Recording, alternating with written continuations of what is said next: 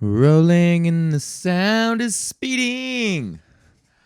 Hi, welcome to another episode of This Week with Drew. This is for this week of Thursday, October 29th, 2020. We're scanning on today's episode. We're probably just going to freeball it. I'm doing once a week podcast, so I feel like I got the juice. And, freestyle intro. Big Drew creeping on the beat, because you know he got a staccato flow. Chop it up with the 1, 2, 3, and you go. I feel like I could, no, I don't. I don't feel like I could rap. Actually, I mean, I feel like if I sat down and fucking had a beat and put pen to paper and really thought about it, and then when I hopped in the booth, I was articulate and I stayed in the pocket with my flow, that I might perhaps sound decent on a track. But that'll be, we'll figure that out. Okay, so hi, welcome to the show. This is This Week with Drew. You doing good? How are you? Are you doing good? Hi, Colette. Hi, Andre. Hi, Blair. Hi, Nick and Mac and Taryn and Bubba and Marnus and Michael D and Joel and Brees and Bryce and hello, how are you? And all my motherfucking street demons and Beverly boys and Patreons and break even boys and Drew crew and everybody in the motherfucking hood, PG and com. What's going on? Okay, so let's go. Let's start the show. We got some of the big old. Was my week because I didn't fucking plug my piano in yet still. Okay, so how was my week? Well, last we spoke was last Thursday, and I was doing a stand-up show. I had a show in Oshawa, Yuck Yucks in Oshawa. And man, I've never been to the Yuck Yucks in Oshawa. And that's a sick room. It's a rectangle. And that is the best place to do comedy, man. Is just a fucking box. The ceilings are a little bit high. Not high enough that it's a problem. They're a little bit high. But man, just a square-ass room. And everybody, they packed that bitch. COVID safe. But they packed it. It was like a COVID sardines. And it was fucking dope, man. I was middle. Chris Robinson was MC, and Chris is like one of my good buddies. He's one of the best comics in the country. So I was like happy because Chris was hosting. So I'm like, well, no matter what, I'm gonna go up to a fire crowd. Some comics don't like following like good comics, or they don't want, for some reason, they just, I don't know, they're like, oh, I'm scared, like, you know, whatever. But it's like, the only reason you should be scared is if you're not yourself. Yeah, like Chris is going to go up and smash it as himself, and then you got to go up and then be yourself. Because if you try to fucking follow that person's wave in their way, then you're fucked. But if you can ride the wave in your own way, then you're awesome. It's going to take them like a joke or two to get into your rhythm. But if you project that self-confidence of like, yeah, this is my thing now. Like, I love that fucking guy. He's awesome. But here's me now. And then instead of being like, well, fuck, I gotta fucking smash now, like, blah, blah, blah, like getting in your head or whatever. Like, I would prefer a fucking nice, well lubed up crowd, man, that's like in the zone and knows how to laugh. And fucking A. So I just went up and it was Oshawa. And my first joke was like, I was like, I like coming to Oshawa because it's like the Alberta of Ontario, which they all laughed because they're like, fucking A, it is. Like, I am good with. My market is like small town people who make less than $75,000 a year. It doesn't even have to be small town people. It just has to be fucking people. You probably like country. You probably, that's one demographic, you know, you might like country. You might be into fucking liquor and darts and dope. And you could get behind that, you know, and there's a huge, I like that. I like that those people like me. So, you know, I just get up there and fucking rode the wave, man. I was like, what's going on, Schwa? And then just did my set, and it's nice. Middling is awesome, bro, because you just get in there and you snipe your 20 and then you dip, bro. Like, you don't have any responsibilities. It's just like you can do all your headliner jokes all in a row and just smash. But the thing for me, this set was like, I was like, okay, I'm not gonna do Alberta guy, even though I open with like, it's like the Alberta of Oshawa, or Oshawa is like the Alberta of Ontario. I didn't go into like the whole Alberta bit thing, and I'm getting away from that now, man. Like, I want to talk about like stuff now, and the characterization of Alberta liquor guy is that's gone, man. That's still part of me, but that's not who I'm going to be presenting on stage from here on out, man. There's going to be a little bit more thought put into the process. But it's hard, man. But I was like, you know what? Fuck it, man. Like, if especially starting at middle, that's why it's like I almost got to start like accepting like middle gigs, and like I'm only doing comedy once a week now, so it's almost like I'm getting like excited again for it in the same way that I did in my first year or two of comedy when I would only do stand up maybe once or twice a week, like once for sure at the Druid on Sundays because that was a show up, go up mic, and then maybe one other show in the rest of the week that I would get.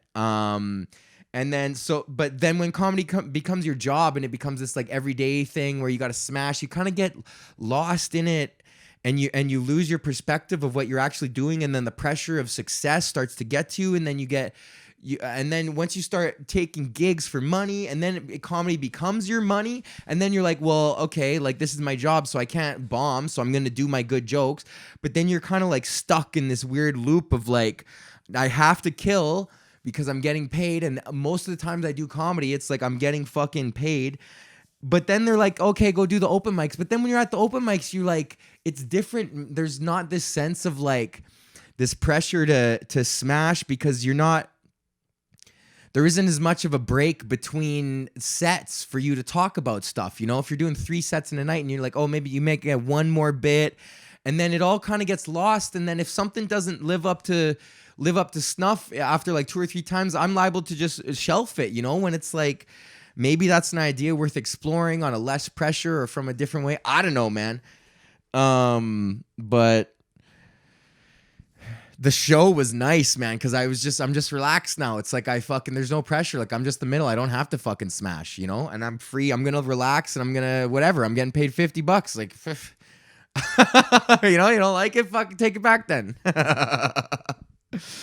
So I had the show, and then I had another secret show on Sunday, which was nice. It was just like a little pop-in spot at a secret venue, and it was nice just to fucking do a little pop-in spot. I'm just a little pop-in guy doing 5 minutes, again, no pressure, and just work out the new stuff, man. So I'm like treating my stand-up career. It's almost like I've gone back in time like an entire decade this year, because in 2010 I was still in university. I was still a fresh young comic. I was just, you know, like getting my feet wet and like doing comedy and starting to get paid a little bit, like, but it was still fun, you know. It wasn't like this pressure of like, this is what you've put your entire life investment into and it has to succeed.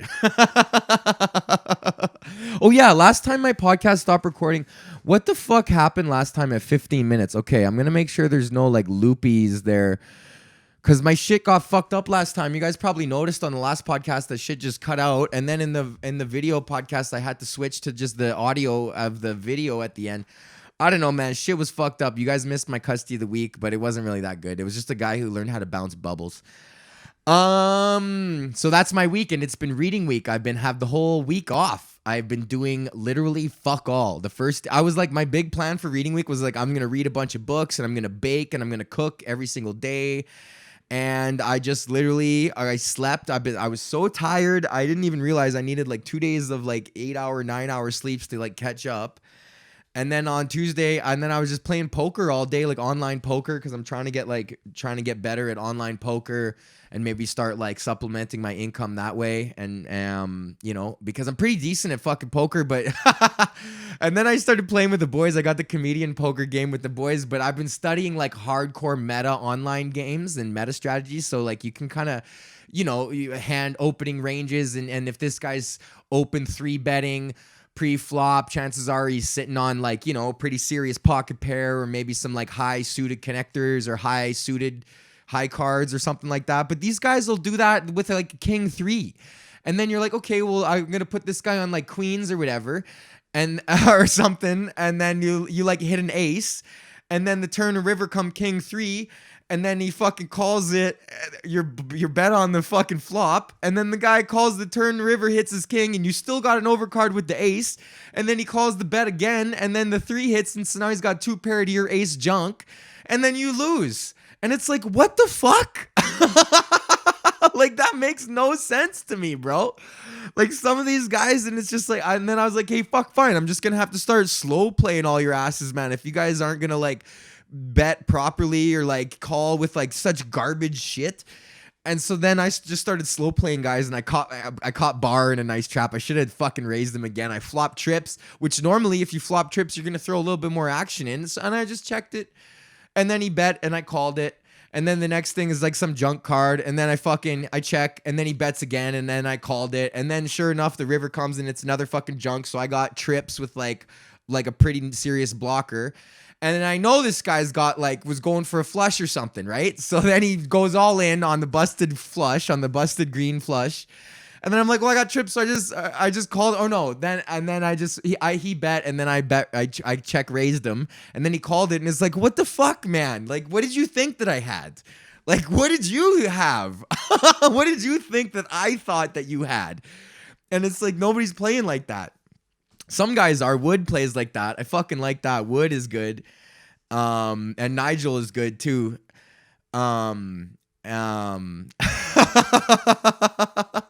But all the other guys, it's like, I don't know what the fuck you got, man. Like, I don't know what you could possibly be having right now.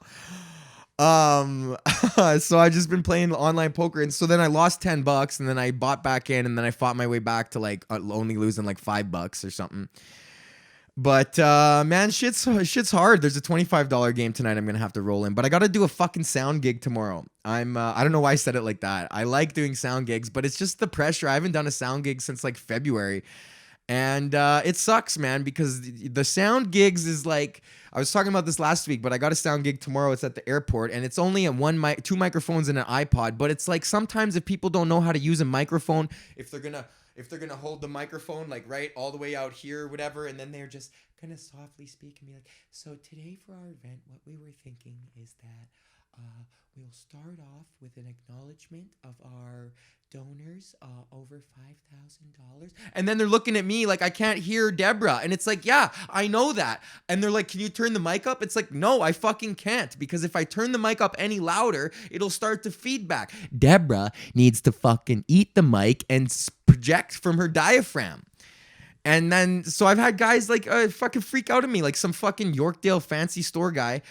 Nobody knew how to use a microphone, and they're all looking at me, and I'm like riding the edge of feedback for these people. And then of course it's like, yeah. So I'm like trying to find it, and then like they're just looking at me like it's my fault, and it's just like, well, I don't know what to tell you guys, man. This is there's only so much I can do if you're not using the instruments properly, you know?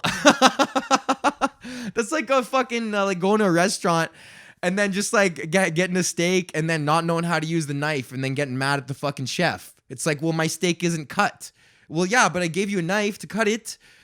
It's like, well, I don't know how to use that.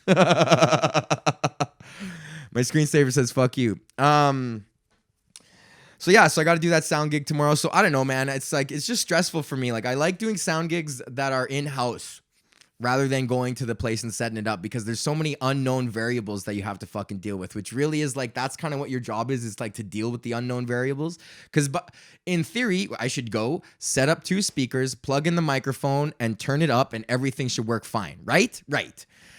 But what the fuck? Whoa, where's the power? How far away is the power? This guy's fucking not using the microphone properly. We want to plug the iPod in. Oh, and now this guy wants to present something from his laptop that we weren't told about, and we figured we could just plug the laptop in. Plug the laptop in. Plug the soundboard into the laptop. What the fuck does that even mean? Can we plug the soundboard into the laptop for the presentation? Sure. What the fuck does that mean? Would you like audio? Would you like a separate stream of audio from your presentation to be routed through the main left and right speakers? Is that something that we discussed beforehand? I totally understand why sound guys are grumpy. Ryan Long did Grumpy Sound Guy like 5 years ago, and that's fucking true, man. Because it's just common sense, man. It's just literally fucking follow the path. You talk into the microphone, which goes through the cable into the fucking machine, which goes from there into the speakers. I don't know what the fuck to tell you, buddy.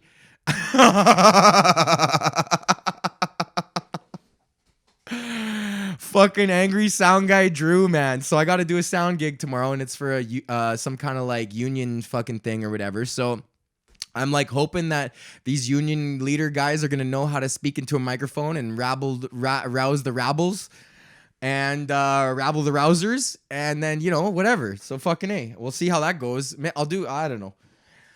I got my midterms, most of my midterms back. I got like 90 82, fucking 100. So whatever, man. I'm kicking school's ass right now because it's kicking mine. And yeah, that's the 15-minute podcast. I'm hot. I didn't turn the AC on and I got the lights on and I got my hood up with my shit on and I'm a fucking toasty now. So how are you guys? Thank you. Shout out to everyone on the Discord server. Oh, and shout out to our fucking sponsor. I forgot because I ordered some shit off King Tut's. Just through my own, like, just ordering it as a customer. And then fucking Canada Post stole my dope. And then they're like, so I put in, like, a did not deliver because it said it was delivered and it wasn't. And then they're like, okay, so we're going to look for it. But if we can't find it, then you should contact the sender. And it's like, contact the fucking sender. You scanned it for delivery. And then it was scanned at receival. And then it was scanned for out. And then someone marked it as fucking as delivered. How the fuck does this have anything to do with the guy who sent it? There was 3 people that touched this thing. It's not in fucking the West Coast. It's here somewhere, but the fucking mailman stole my dope. So anyways, but then they the next day they sent me their own package. So I was like, oh, maybe it was a package, the one that I ordered, but it was actually my monthly package from them. So anyways, I already chipped away at like most of the zip, but this is some UK cheese from King Tut's Cannabis. Oh, it fucking autoed on the King Tut's face. So I got some UK cheddar. I've been smoking that. This shit is dank. It's really good. And then I got some 3.5 of Gorilla Bomb. And then I got another fat joint and some hash and some an edible. Man, I fucking love King Tut's Cannabis. You guys should too. Go to kingtutscannabis.com right now. You can use the promo code DREW at checkout for 10% off your order. Hey man, are you hesitant about buying dope online? Are you thinking it's sketchy? Well, it's not, because they fucking make sure that you're not a narc. There's a fucking narc pre-approval process to go through, so you never get narked. And if it's your first time ordering, they'll give you an extra 15% off because it's the first custody thing, man. We're still drug dealers out here. We hook it up the first time. So, and if you don't even like dope, man, get some fucking CBD in you, bro. CBD is good for you, man. It should be just in part of your regular, sprinkle it on your Cheerios. Go to kingtutscannabis.com. Use the promo code DREW at checkout for 10% off your order. King Tut's Cannabis. Smoke like an Egyptian. Okay, now we're just going to let the song play out. No. Oh, it is still recording. Okay, I was like, what the fuck, man? If I got fucking pinched on my thing again? Okay.